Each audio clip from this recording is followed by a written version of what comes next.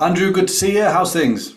Yeah, good. Thanks, Chris. How are you? I'm very well, thank you. I'm very well. Thanks for joining me. First thing we'll do, Andrew, real quick, is if I pass it back over to you, just give a quick introduction, who you are and where you're currently working.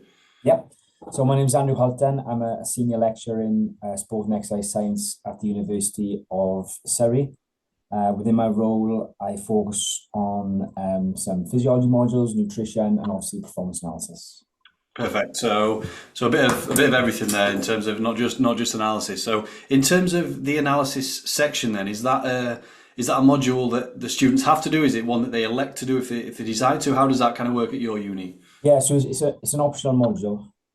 So when the course was developed originally, it didn't have performance analysis within it. Yeah. But obviously, because it's such a big area and it's obviously growing all the time, it was something we wanted to try and get in and add to the program diet.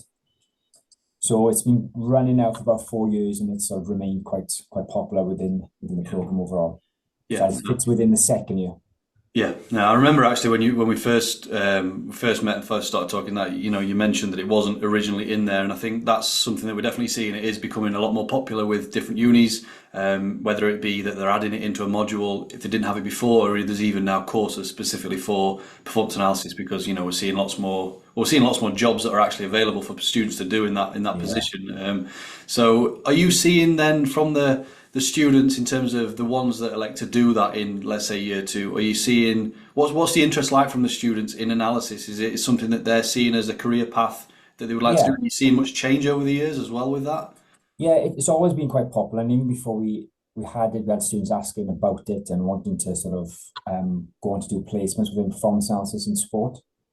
So we probably get maybe around 60% of the students take performance analysis. Yeah, It's more of like a performance stream versus the other 40% will go down more the health route. yeah, And within our program, we do have a placement year, and every year we do get a number of students go on to work as a performance analyst in a football, rugby club, or within schools as well. These days, schools are looking to use the software and things, yeah. so it is a big area. Yeah, definitely. I think that's what's probably a good thing about the sport and exercise science course is it does give the students a bit of it, like it gives them exposure to a lot of different things, and then they can decide what they like, what they want to kind of niche down and kind of target moving forward to make a career out of it. So that's interesting. So in terms of then the module of analysis on your courses, then Andrew, just if you can just kind of briefly explain what the students are expected to do. So what does that look like? Are they doing any filming, or are they getting the footage from you guys? Are they coding? Like what does that look like from a student perspective? Yeah, so the module itself is more of a basic introduction to performance analysis. Mm. So we start off just talking about analysis, the importance of it, why we need it, what is performance analysis, and then we go into more the notational side. So going through sort of four basic methods of notation analysis in terms of just observation, sort of scatter diagrams, frequency tables, and then sequential analysis and things. Yeah. And then we do some live analysis within the class, just some basic watching different types of sports and how we'd use each method within the sports. Yeah. And then we introduce the students to the software, the in-play sports software. And how we do that, so we will record students and they film each other in a sport and activity. What we've sort of used at the moment is more dodgeball because it's more of like an inclusive sport. It's a Yeah. bit of Yeah. fun. We can get everyone involved rather than sports that are more specialized and have different levels of students. Yeah. So it can always be a bit tricky then. But dodgeball seems to be one that everyone can throw and catch pretty much. Yeah.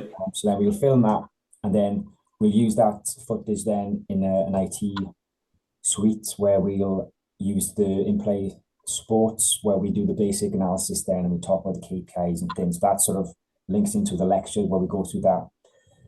So that's the sort of introduction to performance analysis and the use of some of the softwares, and then that feeds into the first assessment then, which is again using the different notational methods with the in-play sport software. They choose a sport themselves. They can upload some content, or we've got some content already provided for them. And then in a group, then they do all the analysis themselves using all the different methods and support from the software. we do a little bit then within the module around how to feedback and how to sort of how our coaches would want the data and things. And then we do tie a little bit of analysis in terms of the physical side where we link in with the GPS technology as well. So we do the basic performance analysis in terms of the traditional methods, Yeah. technical, tactical, things like that. And then we do a little bit of the physical side of things linking to the GPS.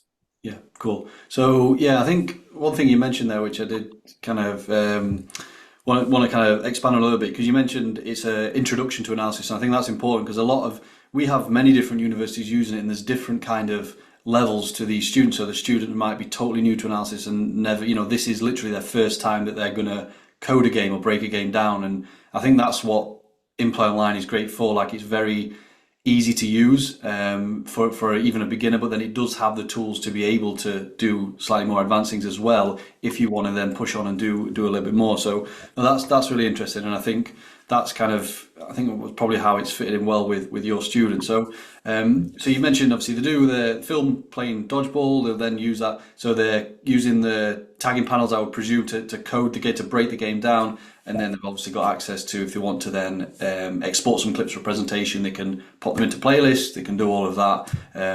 So yeah, that's perfect. So in terms of then, you guys have been using Imply Online for a couple of years now. So if there was to be, I mean, what would you say one of the positives would be in terms of why you initially came to Imply Online, in terms of why you ended up choosing that?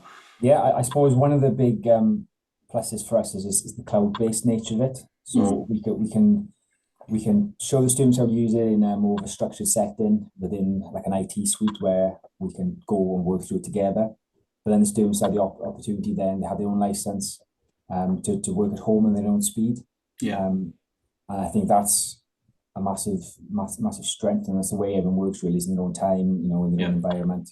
And also the opportunity, because assessment is within groups, and the opportunity to share their work and work collaboratively together and concurrently. I think that's a real plus as well. And just the ease of it really, and all the helpful videos that are embedded in the system. So if students got a problem, yes, they can come and ask staff, but also they can figure it themselves because the videos are there online to sort of to support them as well.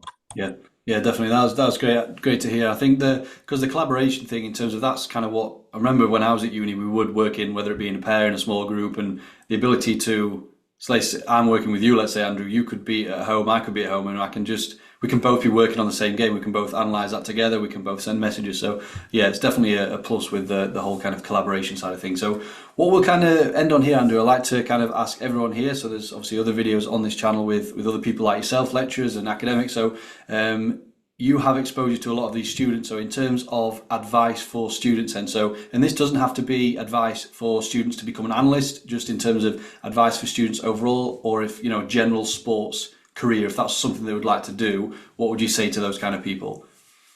I think obviously the education is key, but something that needs to go alongside that is the experience. So the students need to get experience, and I think a lot of students worry about the level of experience. Got to work with elite teams, but I think just getting experience anywhere, kids, grassroots, youth sports, things like that, just getting some sort of experience. To do analysis, if you're looking at that specifically, you can do your simple basic notation analysis just to get and generate some objective data. Then if you've got the opportunity to get used to some of the softwares like Imply Sports, that's just gonna add to their skill set really. So when they go in for interview, they've got examples they can draw upon in terms of what they've done, how they've used things, and how they've used their initiative to sort of do some of the basic analysis really. So I think experience is key, and also by working at all these different levels, sometimes it's okay to make mistakes that, when you're just starting, and you can sort of try and eliminate those mistakes as you work further up, and the environment becomes a bit more important, a bit more stress involved, I suppose.